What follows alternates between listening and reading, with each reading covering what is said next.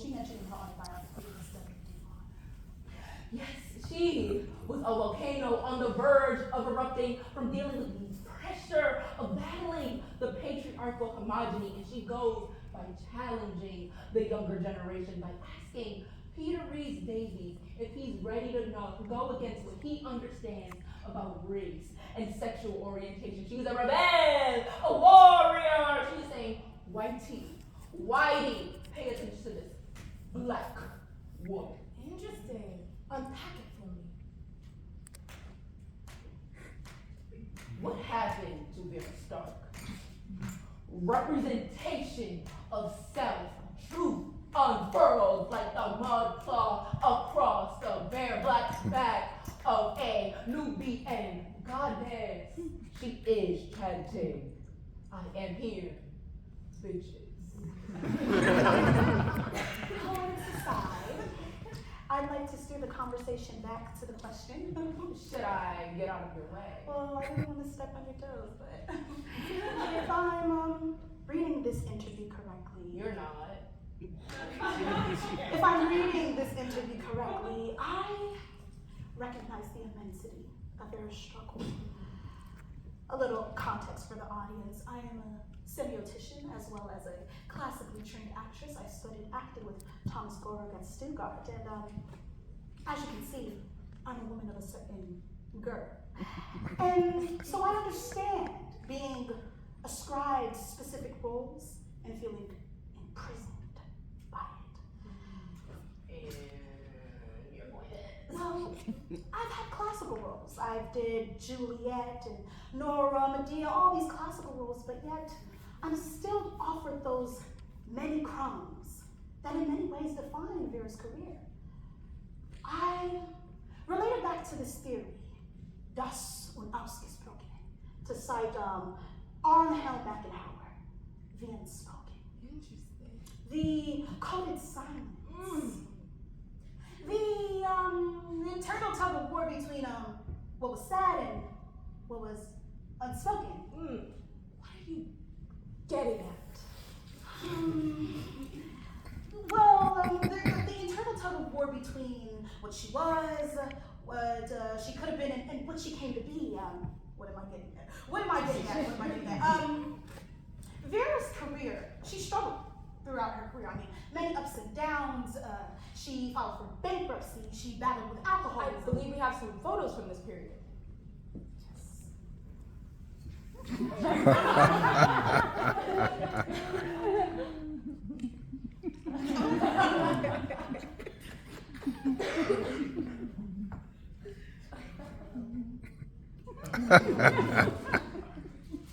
Oh no. Thank you. As we know it, she had two marriages, one to George Ross, the prize middleweight fighter and the world-class philanderer. And she also had that marriage to Leroy Barksdale, the trumpeter of the T. Owens Orchestra. As we know it, he did a stint in prison for manslaughter. Yes. He mistakenly beat a heckler to death with his trumpet. Barksdale was a rabble-rouser, but he was also an early critic of racism in Hollywood. Vera's career took a major hit when she decided to support him. I'm gonna say something you're not gonna like, Carmel. You can't just blame Barksdale for the downfall of Vera's career. She squandered the goodwill of audiences, both white and black, by taking demeaning roles when she infused them. Can we have the Barksdale finish, please?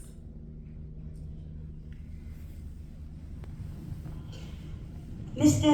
Barksdale, it is an honor to finally meet you. You ain't the first cat to come here asking questions. Where you from? Paris?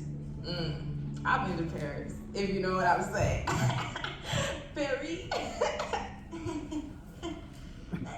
Tell me about that night on August 3rd. A lot of folks ask about that night. I don't want to talk about it. I said I don't want to talk about it. If you ask me one more time, I'll walk the hell up out of here. Be clear? Okay, then talk to me about Vera Stark.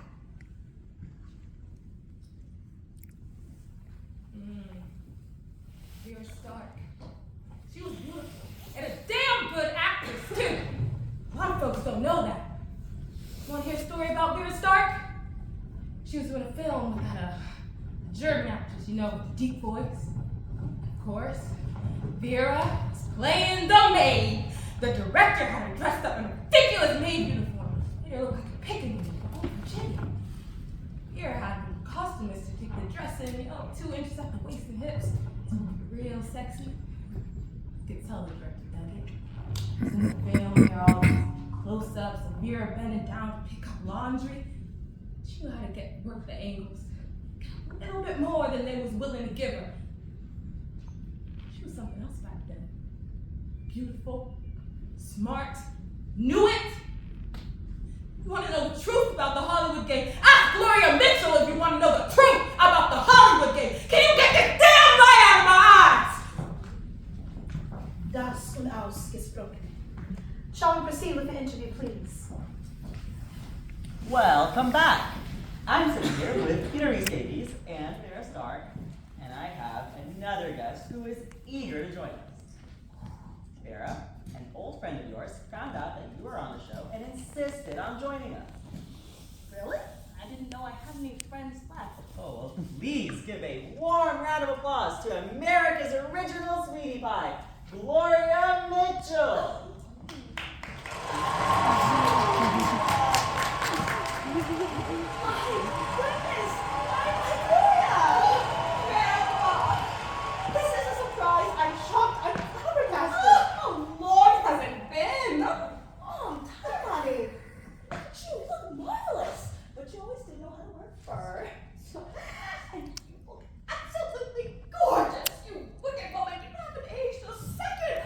You're Gloria Mitchell, the Belle of New Orleans? Yes.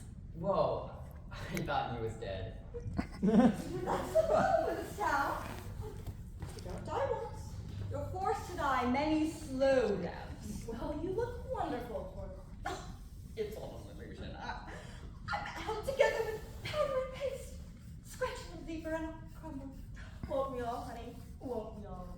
I only flew in just yesterday, but I just had to see you. We are thrilled to have you.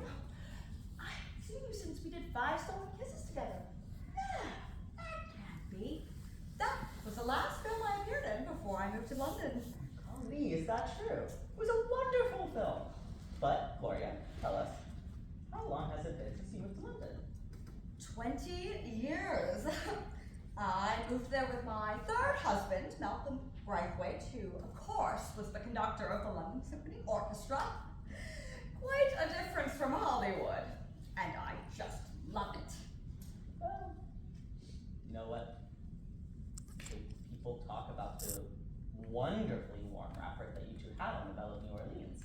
And I was wondering, how long has it been since you two known each other? Don't you tell him, don't you dare tell. I'm sure I'm not the only one who wants to know. Audience?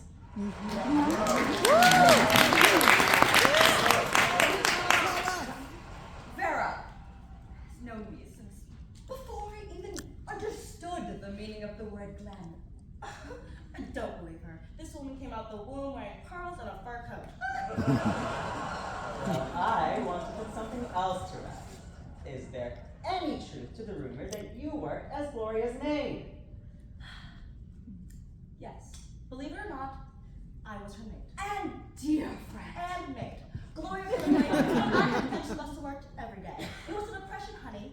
This one's too young to remember it, but people were standing in bread lines. We took word where we could find it. And we were troopers. We did what we had to do. Yes, darling. You make it sound horrible. It was a gorgeous time. And many ways, yes, but it wasn't easy for everyone, honey. And tell them the truth. We go a little further back than that. Yes, well, the audience is gonna chuckle, but we were youngsters on the vaudeville circuit. You're kidding. Remember those days, Vera? A caravan of acts were more ridiculous than the next. I'm just wild about Harry, and Harry's wild about me. The heavenly bliss is all this kisses, filling with ecstasy. Remember? It's like anything, a one from up here. Oh, I'm just wild about Harry, and he's just wild about me. I'm just wild about Harry, and Harry's wild about me. The heavenly places of his kisses fill me with ecstasy. He seems just like chocolate candy, or like the honey from the bee.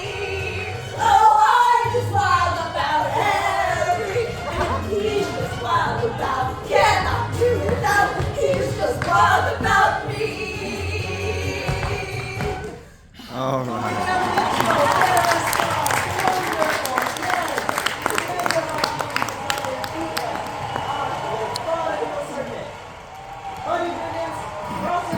It's fascinating. I didn't know the circuit was integrated back when you two were performing as children. That was so long ago. Ancient history. We were performers, first and foremost. Well, show people. There used to be this thing called the Toba circuit. Well, I can't remember what it means today, but I can't remember what it means today, but we used to joke it meant tough and black asses. Oh, darling, that was so long ago. These young people have no idea what you're talking about. Toby time, black ass Now, nowhere. Gloria, could you please tell us when and why it is that you moved to Las Vegas? Well, I'm here today to accept a nomination for the United Motion Pictures Medal of Honor. That's fantastic. Thank you. Congratulations. 40 years in the industry, and you get a Medal of Honor, and I get a 2-week engagement in Vegas. Miss Gloria Mitchell, folks! You joke, but I welcome every opportunity I get to come back here because it has been just so good to me. Even though I couldn't get work here for many years. They'll give you an award, but they won't give you a job. And of course, I just had to see this marvelously talented woman. I've invited her to visit me in London half a dozen times, but she never comes. My phone hasn't rang since 1969. I was asked to do that dreadful zombie picture of 80. Same old Vera. I do love you. I hope you know that. Well, I have a picture, and I can put it up on the slide now of you two in the Belle of New Orleans. Oh my God. Look at that. That is incredible. You look like babies. Oh, I remember that costume. They had me in the tiniest corset. And I didn't even think I'd be able to make it through the scene. It was an impossible scene, and I ate an enormous lunch that day. She won't tell you this, but Gloria gained 15 pounds while we were filming this picture. So when you see me struggling with her corset, honey, I was really struggling. Well, and look at these pictures. Tell us, what is going on throughout your head? Too many things. It was such an interesting, wonderful, difficult time. Every actress in the studio wanted to be in the picture, and it was a remarkable film, truly a testament to the director Maximilian van Oster, who... And people don't know this, but I fought tooth and nail for the last line of the New Orleans. I cannot believe that. Crazy. It's like artists, right? Like they don't trust that we have a complete vision. They didn't want Tilly, a black woman, to have the final word. The studio tried to cut the line. Thank God they didn't. It might not seem so today, but the film was very daring for its time. It got banned in half the studios itself. Well, correct me if I'm wrong, but the film also came under heavy criticism from the NAACP, particularly for the role of Tilly. Unfairly, I think. Vera was incredible in that role. She raised the bar for all of us. And people don't understand that I opened doors in Hollywood. I marched with Dr. King and Selma. I wore a sheepy before Malcolm X. I've had to battle all my career. People are pointing fingers at me now, but should I not have taken the role and made beds and cleaned toilets in someone's home instead? If you Please? The shaking before Malcolm X. As we know, this was Vera's final interview, and her performance at the Folie Bergère was canceled due to her repeated absences because of alcoholism. on stage and was arrested for public indecency. Sorry to say this, Sister Herb, but I disagree. The booze wasn't the source of the problem. Vera was shackled to that stage, paraded like cattle. The bottom line is, she wouldn't do it anymore. But that isn't even a part of the reason why. Hold that thought. I have a colleague who long ago was visiting a friend in Palm Springs, and he claims the woman that served him dinner was none other than Vera Starks. There have been Vera sightings for years. I mean, she's a maid. She's a crossing guard in Tuscaloosa. Please, Apocrypha. The fact is, November 17th, 1973, Vera Starks took a deadly cocktail of booze and pills, a defiant fuck you to the industry. She died in the seedy motel in Reno as a misidentified prostitute named Shirley Treasure Bowers. Show me the evidence. Read my book. I write a series about it in a collection of essays entitled Interrogating the Mammy, the Parenthetical Negro Dilemma. Bottom line, did Vera take her own life in a seedy Reno motel? Carmen, your thoughts? Well, several years ago, I got a call from a college friend who was working in a homeless shelter in Santa Monica. She said, there's this old woman. She's been coming in for about a week, and she claims to be Vera Stark. I will. So, I thought she was pulling my leg, but I had just begun my research for my thesis on African American women in Hollywood, and so drove down there and I saw this small, fragile old woman in this recreation room with these beautifully expressive eyes, and right then I knew it was her. Sorry, I get a little bit choked up. Take your time, take your time. Thank you. So, I think it was truly heartbreaking to see this giant talent, our own Hollywood legend, be reduced to handouts. I went down there, I introduced myself, told her what I was working on, and her eyes just lit up. It was as if I gave her 20 more years of life. I clipped a few photos from the Santa Monica Digest. Can we have those up? I'm looking at this photo, and frankly speaking, it could be anyone. Exactly. But it isn't. Enlarge it, please.